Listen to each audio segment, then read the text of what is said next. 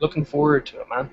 Touch wood, touch wood. You're enthusiastic. I'd want to be out in the sun. I'd be raging with myself if I was you. You know.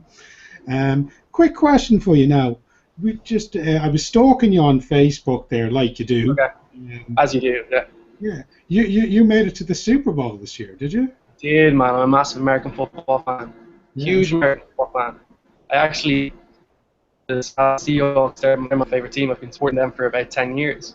And when they won the championship game to get to the Super Bowl, I tried everything to make sure I got a ticket. You know, I had to go, and I was trying to get my friends to go, and nobody would come with me. So I ended up getting a ticket on Friday, flying out Saturday morning, and then I was at the game on Sunday, and it was incredible. But I was by myself, right? So everyone in the stadium, I was saying, oh, you know, I flew all the way from Ireland for this game. They were like, this Irish guy, he's crazy, man. So no, it was amazing. It was an unbelievable experience. Yeah, say so. Like I lived in the US for about 5 years, and I'm a big Philadelphia Eagles fan, so no Right. Super Bowl trips for We me. could So we could go on another hangout for that session if you want. I no, but fair play. The Seahawks. I to be honest, I thought the know, yeah. Broncos would be in the I just final as want to make well. it clear when I talk to people and tell people that it's not a bandwagon decision. You know, I was Yeah, there in '05 watching the Super Bowl, so no, and that's pretty impressive. It's hard to find. There's a lot of new Seahawks fans over the last 6 months. man. Yeah. So what got you into the Seahawks of all teams? Man, I wish I had a better story for it. Like I bought the Madden, you know, the computer game. I bought Madden Yeah. back in like 2003, and I was just following. I just started playing with the Seahawks, and then they got to the Super Bowl in '05. So I was just completely, you know, I was playing with these guys, and then they got to the Super Bowl in '05, and they lost that to the Steelers. And just from there, I was always following them every year, year in, year out. So um, it's definitely something that I'm passionate about outside of work. Someday I hope to do something in American football. I'd love to do something in like technology in American football. Yeah. You know, the kind of there's a Maybe lot you of and cool you stuff. and you and Gary Vaynerchuk will have to get together and do something. Really, yeah. Yeah, you know he's a mad New York Jets fan, so no chance of him going to Super Bowl anytime soon to watch Sure. his team. But he's obviously so into I suppose the social space and the one of the key influencers in the marketplace in the US, and certainly got a few quid to invest in you. So there you go, Nice. Gary, I'll call you definitely back up on that when the time comes. I'll be like, Greg, man, I need that intro, bro. Yeah, well, good luck with that. Now, I'd say he wouldn't know me from Adam, but I do blow his trumpet a lot, so I do my best for you. Yeah. Simple as, you know. One thing I was going to bring up during the hangout there, and I know there's a few people possibly listening in, is I was very keen also to find out about how you got started even with the likes of Travel Buddy. Is that cool to be talking to you about Travel Buddy? Yeah, no, absolutely. So it was a study buddy actually. Study Buddy, okay. Study buddy, yeah. So we actually, me and a couple of buddies, there's four of us involved at the start. We set it up when we were in our final year in college together. So yeah, happy to talk. That's really what all kind of kicked it off. So Yeah, I would have thought so. study Yeah, buddy was interesting. Yeah, it was actually we came up with the idea because when we're you know when you're in when you're doing exams in college, you know, people always complain about how much time they're spending on Facebook, and you know, I've just spent 3 hours on Facebook talking to friends, and we just said that wouldn't it be cool if you could find a way to, you know, choose a time and just block yourself, completely remove yourself from all distractions. So yeah. it was interesting. That was really kind of, you know, a big learning curve doing Study Buddy. So yeah, You were on the NDRC program there. Was that right? Down yeah. No, I think that was like a massive contributor to everything that happened. We were on the NURC Launchpad program, but we were also then in the Telefonica Wire Academy.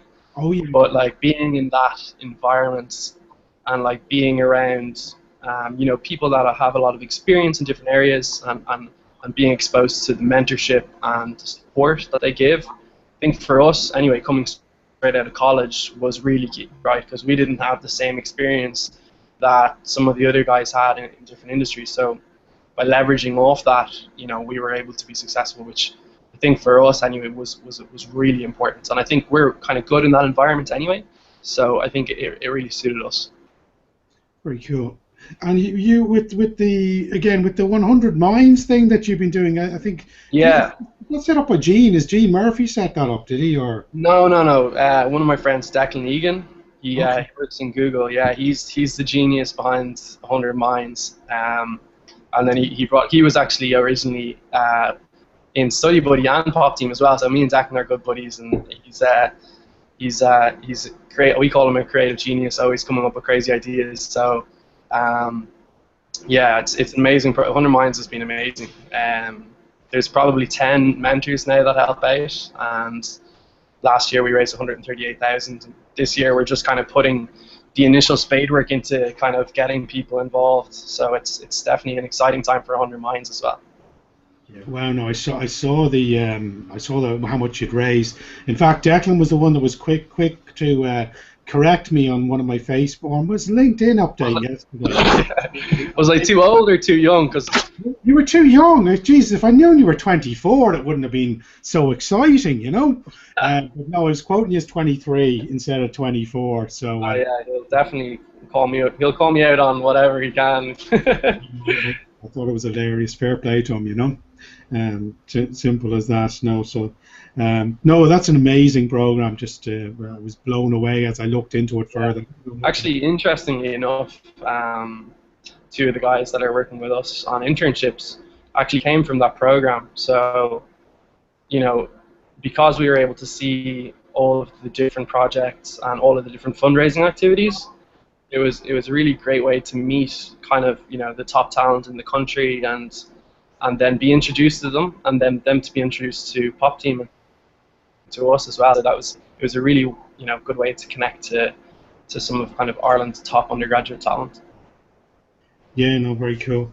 Well, bottom line is, is it Richie or Richard? Do you prefer the formality of Richard, or is it Richie? Go with Richie, I think. Yeah. Cool. All right. Well, it's the time. The better. The time is bang on 2:15 now, so it makes sense. Let's officially kick this off. Cool. Today, I'm absolutely delighted to have Richie Whelan, definitely one of Ireland's up-and-coming and top young entrepreneurs, having a quick chat with us today. Probably the business that he's getting the most fame for in many ways is Popdeem, which has evolved to something quite incredible since 2012.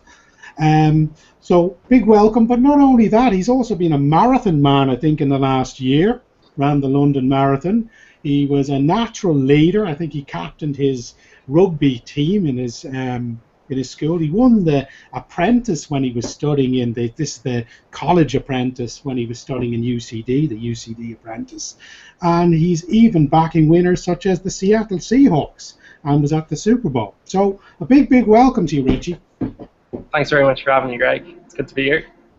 Super. Bottom line is, Richie's not uncommon. There's lots of brilliant young talent under 30 in Ireland now. And obviously this initiative is very much to kind of encourage anyone that's listening here right now that's under 30, has a business idea or a startup. Like the Nike swoosh says, guys, just do it. Go for it. Go for your dreams. So that's what I'm going to say. First question for you, Richie, then, is probably you're probably most famous and got a lot of accolades, including a hell of a lot of funding, for a company called Popdeem, which I think was founded in 2012. I know it started as a rewards app, but tell us a little bit about what Popdeem is. Yeah, I guess Popteam has really evolved, you know, since we set it up at the end of 2012. We've always tried to achieve. We've always had the same vision, and we're always trying to achieve the same thing. So I guess we've been kind of following that journey and kind of reacting to the market. But Popteam itself is a social rewards platform. What we do is we help brands reward their customers for sharing branded experiences. So it's all about driving peer-to-peer engagement and where to make marketing online. Because, you know, we kind of look at social networking now and how brands engage with their customers online. It's kind of disruptive, you know, and people don't like it. So people are still getting bombarded with messaging and you know, banner ads and text ads, that was kind of a really old form of advertising, kind of thrown into this new marketing platform, right? This new media. So what we said is we wanted to create a way that brands could really integrate into the conversation, where people were talking about them, but it was your friends that were actually talking about them. So that's what we did with Popteam, and I know it's been a crazy journey. We started as a rewards app for local businesses last year.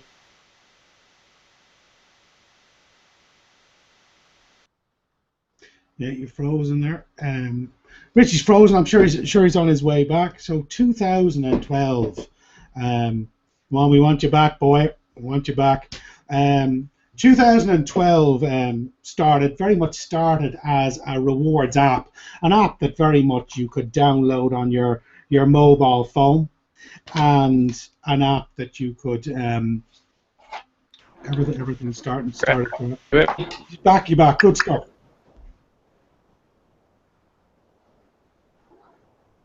Go ahead there, Richie. Greg, you hear me? Yeah. Back. Yeah. Where did I get cut off? We're just talking about the rewards app. So you're just saying it's a Yeah. rewards app. So yeah. So it's been a really amazing. Okay. Yeah. So it's been a really amazing journey. Now we've kind of come a long way. Now we're dealing with kind of the larger brands and agencies in the country, but also internationally. So that's where we're at now. It's an exciting time. yeah, it's amazing stuff. So how did it all come about? What kicked it off? I guess I guess to go back even to when we set up our first company, which was called Study Buddy. We set that up. A couple of buddies and myself set it up. We were in our final year in college together. We saw a problem in social networking. Students were complaining about spending too much time online. We were studying for exams, and people would say, "I've just spent the last 3 hours on Facebook, and it's really killing my study schedule." So we said it'd be cool if we just set up an application that could block themselves off of internet distractions. So we built that, and we got a bit of traction in some of the colleges. And then we took it up full time. And when we finished college, we got our first investment and to do a program called the NGRC Launchpad. And Launchpad was amazing. It kind of gave us, access to the whole technology community. It gave us kind of our initial funding to get going. But more importantly, it gave us, access to amazing other startups. And we were able to kind of leverage off the experience of other startups to really go on and kind of do good things. So, it started with Study Buddy, and then over time, it's just continuously evolved, and now we are with Popteam. So study buddy. I mean, in a funny sort of way, and this is a beautiful thing for any entrepreneur that's listening, I suppose. In many ways, it started off with a concept which was Study Buddy, which is brilliant, which I suppose, not that it failed. I don't want to be melodramatic, but it didn't turn into the big thing that possibly you dreamt it would be when you set out, Yeah. and it's now blossomed into something completely different. And that's what I love about startups. And so in many ways, you can nearly argue that you're 24 years old, you've already had one failed startup, and you're on the way to a very successful second one. Sure. Yeah. Well, I think from everything that we learned with Study Buddy, like those lessons were absolutely invaluable. We did make a lot of mistakes our first time around, and we're still making mistakes today. But we kind of take it on board. We're always trying to get better in ourselves, personally and as a company. So, those mistakes and the lessons we learned have really been valuable for us, getting us to where we are. So there must be something weird in your blood or something, Rich. You must have this bizarre entrepreneurial spirit. It's obviously back from your rugby captaining days to winning The Apprentice in UCD. Talking of a young person like you in the 20s, what do you think makes a good entrepreneur? What makes a good entrepreneur? I guess if anyone is following an idea or a vision or something they believe in, think it is really important to have that self-belief. Like if you don't believe in your own idea or yourself, it's going to be very difficult for yourself on the journey, but also to get other people to believe in you, right? So I think that's one of the most important things. You have to believe in yourself, and you have to have a vision for, where you want to be, and see yourself actually getting there. It's really important because that's really what, fuels passion. If you believe in your idea and you believe in the outcome, you can be really passionate day in, day out. And I think that passion, brings energy to other people. It brings energy to your investors. It brings energy to the people you're working with. Brings energy to your customers. So I think that belief is first and foremost the most important. Yeah, yeah, no, absolutely. There's a quote, I can't remember who said the quote, but I've always loved it. There's nothing more powerful than a made-up mind. Was there any time during the journey, maybe when you were in the midst of study buddy or coming out of the NDRC Launchpad program, that you ever questioned that belief? Or have you Yeah, always... absolutely. There's big things you question along the way, whether they're small things or big things. But I think what we've really done from an early stage was set out a vision, um, and that's never really changed. For we want to be, and we are, and we do. We're very proud that we're an ambitious company, but we do have a very ambitious vision, and we definitely take knocks in different areas along the way. But when you take those knocks, you still have that vision, and you can always come back to that. So I think whenever we kind of get straight in a certain direction, or something happens and we get knocked, we always come back and we say, why did we get it in this for the first place, and what was our overlying vision? And that's never changed. So that's really what keeps us on track and keeps us moving forward in our journey. Yeah.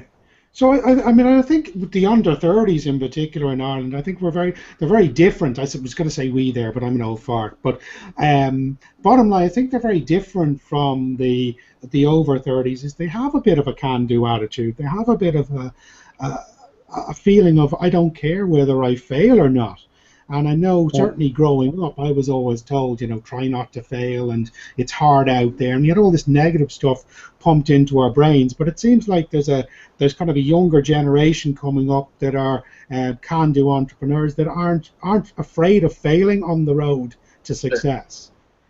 Yeah. Would that be true? Yeah, no, absolutely. And it should be fostered, that attitude, because those kind of pieces of failure are really how people learn those lessons, and then get to do things better. But I think now more than ever, it's one of the best times to kind of set up your own thing. Like the amount of support systems that are here now, and especially in technology where the economy's at, I think now is a better time than ever to set up a business.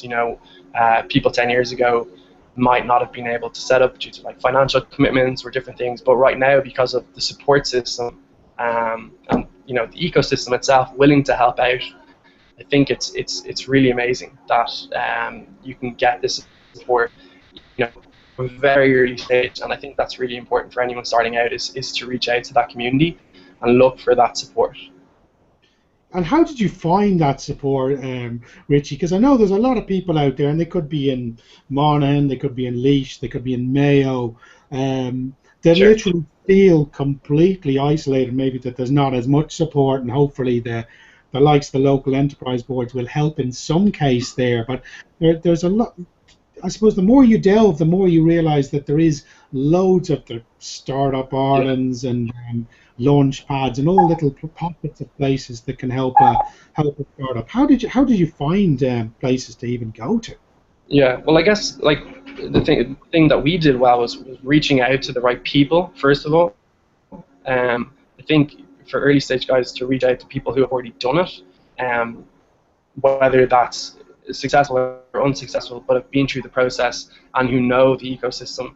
The Dublin community is very small, and it's very easy to find out, who's in there, and who kind of knows what's going on. So for anyone starting out, to actually talk to that person and to understand all of their options. And there's so many options, like you said. There's the NDRC Launchpad program. There's Wyra, Enterprise Ireland do an amazing job for early stage startups. So do the local enterprise boards.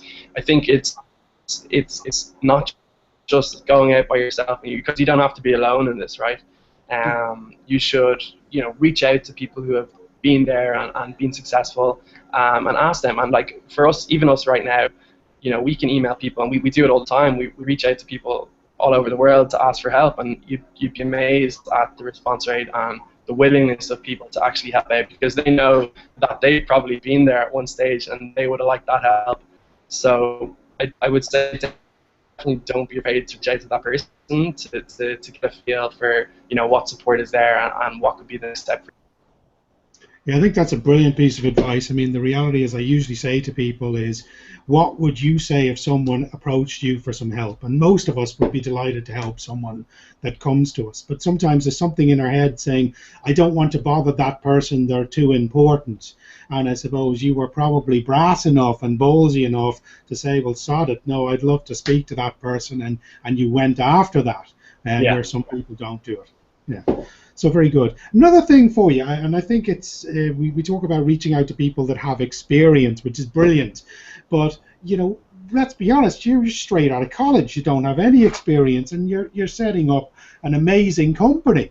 I'd like to think I have loads of experience. I'm nowhere near where you are at the moment on the scale. No one's offering me €500,000 in funding.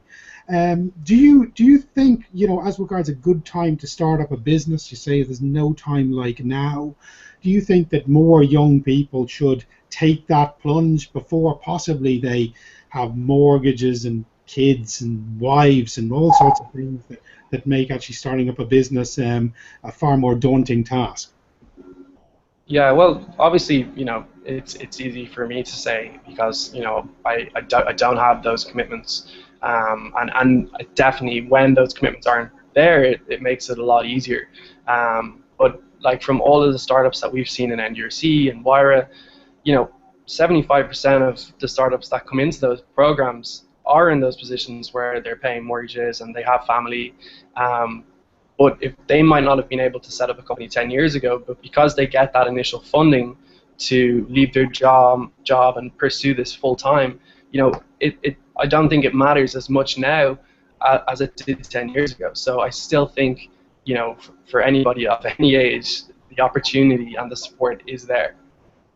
Yeah, cool. You talked about, I suppose, reaching out to people, which is good, and Yeah. I suppose networking is definitely a key. If you don't put yourself out there, you're invisible. No one will know you exist. Were there any particular good networking events? You mentioned even launchpads like NDRC and WARA. Were there any particular events or organizations that you found very beneficial when building the empire that's still building, that's Popteam? Yeah, well, I guess so. I think, like, when it comes to networking in general, it's good to have a good strategy for what events you want to go to. I wouldn't say you can over network, but you can spend a lot of time going to every event and actually not get anything done. So I definitely think if you're going to start going to networking events and you want to meet people, it's always important to have a good strategy, right? So events like Dublin Web Summit are great, but there's so many people that go to the Dublin Web Summit and they don't really have a clear strategy. So I was the same. I went, the first year I went to Dublin Web Summit, I just kind of went and I expected to meet lots of people, and I expected to see cool speakers and meet cool people. But then I didn't meet anyone. I didn't really have a clue what I was doing there. So I think, we always do a lot of preparation coming up to network events to say, okay, where are we at right now? What type of people do we want to meet? So right now we're trying to meet marketers, right? So we're trying to meet lots of marketing people to use the platform and kind of look at our new direction. So that's really important to us. So we might target marketers and specific marketing events. And if we were going to the Web Summit, we might break that up. So we might say, 50% of my time I want to be talking to marketers. So in the build-up, I'm going to reach out to these people and I'm going to organize meetings, try to organize as many meetings throughout the day as possible.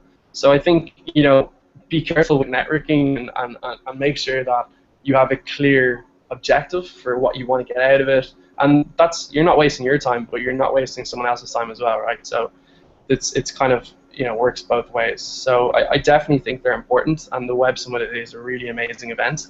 And for anyone who's very early stage, there is ways of getting in, and I know it's expensive a lot of the time, but I don't think we paid for our first 2 years we were there, you know. So there's ways you can do it, and there's not a lot of security at the website. So Yeah, no, that's a good one. I never thought of that now, to be honest. But certainly you can volunteer. There's lots of options to get in. yeah, But I think you hit some exactly. very good points there. Number one is research every networking event you go to. Know who's going to be in the room. Sure. Try and contact the people before you turn up at the event to try and ensure that you meet them face to face. Mm. And talking to the Web Summit, which is so vast, one thing I did now when I didn't manage to nick in like you did possibly, but I Paddy didn't do that. it didn't happen. It's just anyway. But I remember one year not making it to the Web Summit and literally spending all my time afterwards networking to people that had been to the Web Summit, saying I met you briefly at the Web Summit. Yeah. After the event, and it was a great way of actually breaking the ice and actually starting a conversation with someone. So follow up with networking events is obviously going to be the key as well. But I like that the planning piece is really important. So you said the Web Summit. Any other particular groups, organizations, or places that you'd recommend? I guess if you look at there's a startup digest, there's a weekly digest that you can I've added it to my Google Calendar now, so I can always keep track of the different events going on. There's probably a startup every single thing you can think of at this stage. So yeah, just again picking the right startup events, and making sure they're going to fit in your industry. We're going to a lot of the marketing talks in the likes of Wire now. We're going to some more casual ones like the kind of the startup drink about that's on every Friday evening. That's a pretty good one to go to. And as I said, like the community is so small. When you go to these events, you just start seeing the same people over and over again. So that Startup Digest is definitely a good place to start to look for what events are coming up. Where can you find that, Richie? I guess I just Google startupdigest.com. I'll post it in. I'll post it in the group after. Sweet, yeah. So that's a real jam, and no one's ever invited me to those drinks on a Friday. Damn you people! But anyway, Friday night, man. We'll hit it up. Sounds good. Sounds good. I suppose let's get to the big question. The one question that everyone was probably tuning in to hear the answer for, and that's the old funding piece. Obviously, you've recently just announced that you've raised phenomenal. Now, not you exclusively, but the whole crew in Popteam, and I don't want to leave those other people out. But you've raised a whopping 500,000 in funding. Now I think it was a venture capital firm, Delta Partners, Enterprise Ireland, and some other angel investors contributing to that 500,000 figure. How have you gone about investment? How do you even begin looking for an angel investor or begin looking for funding? I guess to kind of understand how we went about it, and kind of even us putting our strategy in place the first time around, we did take that same approach of reaching out to people who had previously done it. I'm looking to be friends with some amazing entrepreneurs who have raised seed rounds successfully, some of the biggest seed rounds, and those people were very willing to help me, when I was putting a strategy together, and we were making sure we had all the right pieces of the puzzle. And one of the first things that they said was that there's kind of there's two main approaches that you can go when you're actually then looking for money. First of all, you could hyper target specific guys that you thought were going to be a really good fit or that you got on with, or you could approach as many investors as possible and do as many pitches as quickly as possible, and then you're playing a mass numbers game.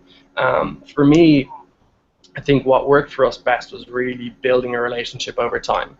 So I kind of took the first approach by saying, let's target specific guys who we get on with, who definitely believe in the product and believe in us, and then let's try build a relationship so they can see how we make decisions over time. They can see how we react in certain situations.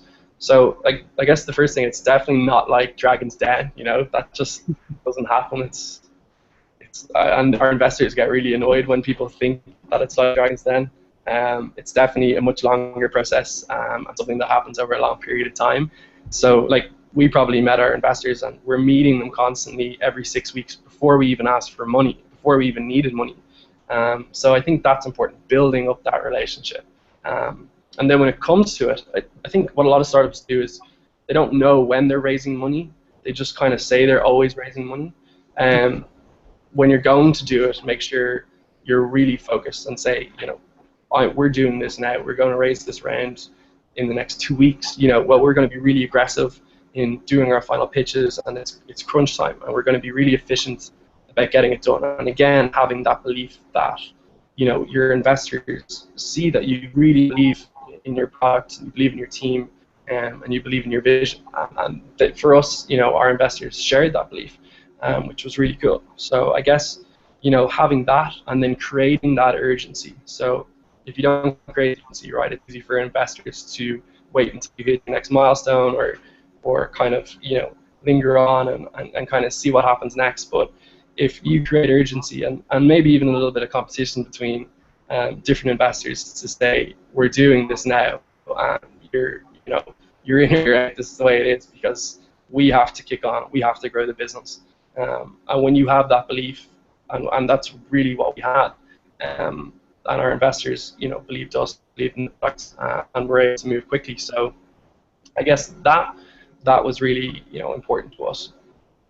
Wow, yeah. So I mean that's kind of gold dust to know about, for anyone thinking about it, because I suppose a lot of startups kind of sit there kind of waiting for investment to happen rather than aggressively building a strategy around getting it.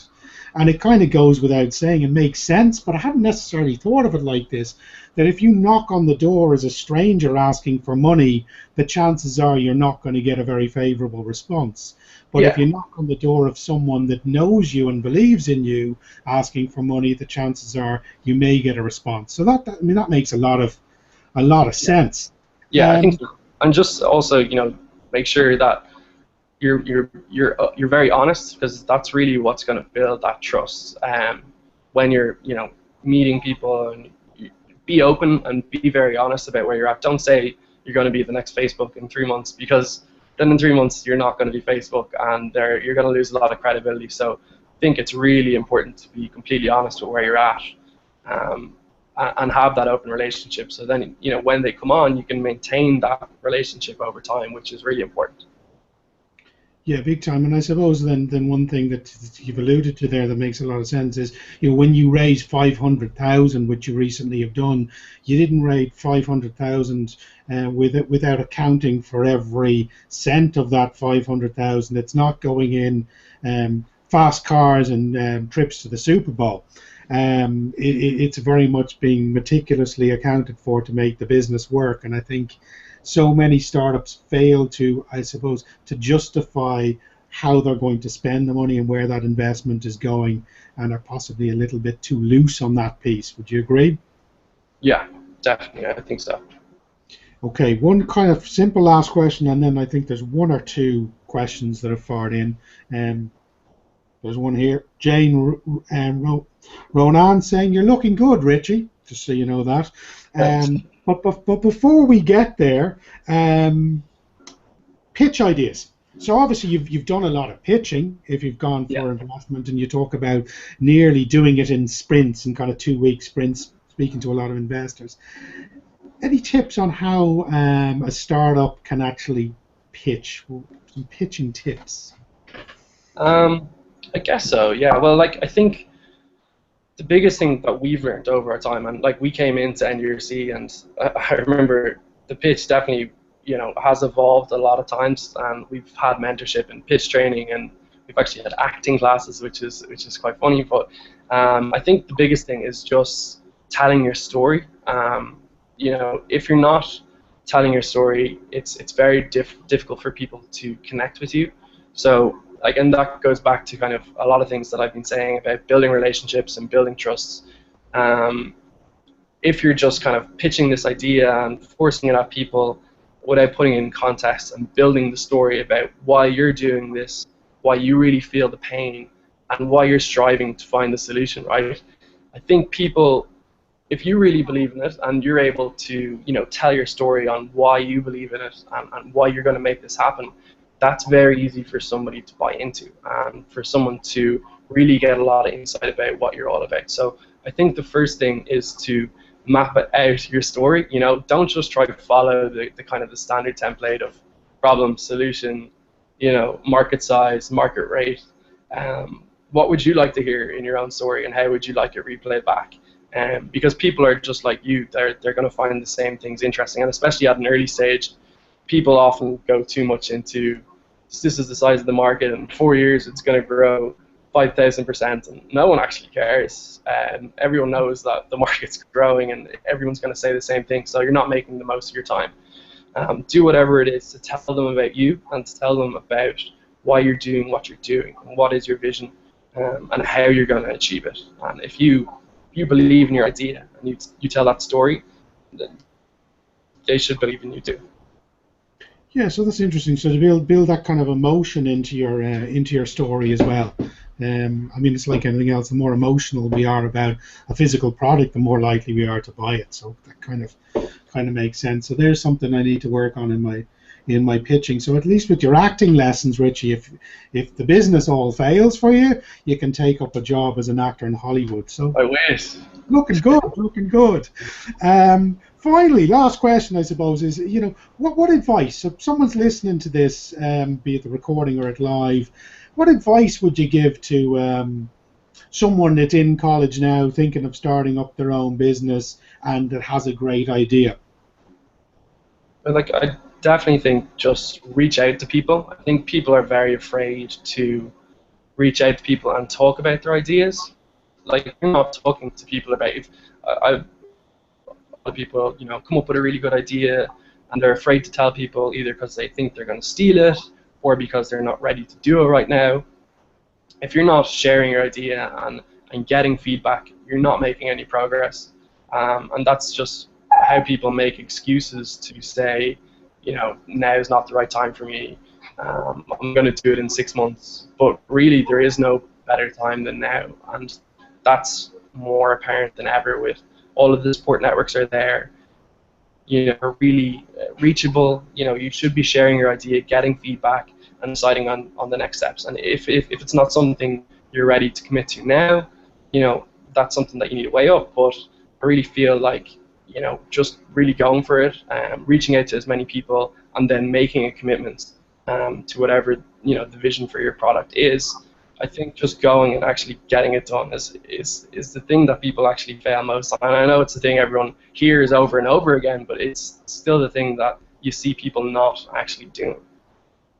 Yeah, I think that's sound advice. Yeah, I mean, we're so many ifs and maybes, and I'd love to do this, and maybe I'll do that. And yeah, life passes you by if you don't grab those opportunities when they come. And waiting for the perfect time to arise, the perfect time will never arise. Sure, you've been building up your business on the back of a recession, for God's sake, but it's you're still succeeding. So just do it, I suppose, like the Nike swoosh. Anything next for you on your horizon, Richie? What's the next great thing we're going to see from you, other than obviously the evolution of Popteam, which you may want to get into? Well, I guess we still see ourselves as a company. You know, some people might not see that, but like we compare ourselves to the best companies in the world, and that's really how we benchmark what we do internally, and in our product and everything we do. We put ourselves up there against the best companies in the world. So when we put ourselves on that level, we're still extremely early stage, and you know, we've got a long way to go. So, you know, I'm definitely 100% focused on and we have got a really big ambition for what we want to do it. And I think we're at a good time in terms of, you know, this kind of shift in marketing. And I still feel like we're only at the beginning of how social marketing is evolving, and people are trying new things all the time. And there's still so much opportunity to shape, you know, the future of what that's going to be. And I see ourselves taking a big stake in that. So, you know, we've still got a long way to go. So that's Richie there speaking. I was going to say Mark Zuckerberg there for a while. Just one question that's come in, which is kind of a good one, so I'll throw it out there, is what is 100 Minds and what's your involvement in it? Okay, yeah, 100 Minds is it's a project one of my friends, Declan Egan, originally set up. It's his kind of brainchild, It's a really amazing initiative. What we do is we select 100 of the best Irish undergraduates, and we'll get them collectively raising money for one specific charity. Last year, we launched the program. We had 100 students raise €138,000 for Temple Street Children's Hospital. It was amazing to see, these guys and the different projects they did, and it's a great way for students to actually boost their online presence and do something that's not just your normal class in college or just normal grade. And that's what recruiters are really looking for. They're looking to see what you do to go above and beyond. So it's a really amazing initiative, and we're actually just taking registrations for our next launch. So if there's any undergrads or students there, I would definitely recommend signing up, because it's an amazing opportunity. And two of the guys that are working with us right now actually came from 100 Minds, so that's actually how we got connected to them in the first place. So there's an amazing network of people there, some really inspirational people there, and any students, I definitely recommend signing up. Cool. So it's a nice way to network at a student level as well as obviously make money. Definitely. The charity, did you mention who's the charity? Where's the money go to? I'm not sure if it's actually been announced this year. So who was it last year? Last year was Temple Street Children's Hospital. This year it's Bernardo's. I just remembered it has been this. It's Bernardo's, and it's Blossom Ireland. So they're two kind of following the same thing. I think it's really cool to see students doing work for charities for children, because it probably resonates with them the most. So it's pretty cool. So Blossom Ireland and Bernardo's this year. It has been announced. Good man. And what's the website? Just so 100minds.org. So you can go on and register there now. Cool. Unfortunately, my days have gone, but sure, I could probably still raise a few quid for you guys, So leave that with me. I don't think there's anything earth-shattering in. A couple of people saying you're not really 24, are you? That either means that you're highly successful for 24, or you're looking a bit old for 24. I don't know what that means, but yeah, he really is 24. And it was Declan from 100 Minds corrected me on that yesterday, because I had you pegged at 23. Really do appreciate your time, and a big thank you, if he's watching, to Russell Banks for hooking me up with Richie. I was going to hang out with Russell today, but he told me that he wouldn't be half as wonderful as Richie. So I genuinely appreciate that. So a million thank yous to Russell Banks. If anyone else is listening, if you're under 30, you have a business idea or have a startup business and you haven't applied to the Irish Young Entrepreneurs competition that's run by the local enterprise boards, it's www.ibye.com, I believe. So www.ibye.com. Quite frankly, if you're not in, you can't win. And I think every enterprise office has a pot of, I think it's 50 grand. It's not quite 500,000, but 50 grand to invest in startups. So if 20 grand can get you off the up and running in your business, it's definitely something worth pursuing. Closing date for the competition is the 31st of July of this month, which is, I think, about 6.5 days away. So quite frankly, if you're under 30, you've got a business idea or a startup, if you're not in, you can't win. Grab that money if you can. Grab that money. That's all I can say. Richie, really appreciate your time, mate, and hopefully I'll see you at one of those startup drinks that I haven't been invited to yet. Simple as. I'll see you soon. Definitely. Catch up. Cheers, man. Thanks a million. Thanks. We appreciate it. See you, mate. Bye-bye. So, guys, I hope you enjoyed that. That was the man himself. If you tuned on in before 2:15 today, you would have seen me in a slight panic. I couldn't get Richie on the line because of my because he hadn't got my link. My webcam had just blown up, and my internet had gone down at about 10 to 2. So I was in an awful panic. But sure, we got through the session all right. I hope you enjoyed it. If feel free to continue to engage and ask questions regarding the competition, particularly on the Facebook page, which I'll drop a link to later. But certainly the Facebook page is a great place to kind of ask questions should you have any questions regarding the competition. But all I really say that I took out of Richie's talk is the bottom line is just do it. He started off with Study Buddy. He's ended up with Popteam, which is a totally different beast from the one he started out with. So be open. That the great idea you have today may evolve into something quite beautiful at a later date. So be open to that change. And the bottom line is network the hell out of the place. Don't be afraid to approach people with your business idea and let people know that you exist. And quite frankly, do it when you're young before you have loads of financial strain on you. Do it now. Simple as that. So enter the competition, and hopefully I'm broadcasting or talking to a few future top Ireland entrepreneurs, maybe a year away from now. Simple as that. My name's Greg Fry, and I thank you so much for watching. And if you want to stalk me online, you'll always get me at Greg Fry Social. Take care. Bye-bye. Hope you enjoyed the Hangout. Get out there and enjoy some sunshine. See you later. Bye-bye.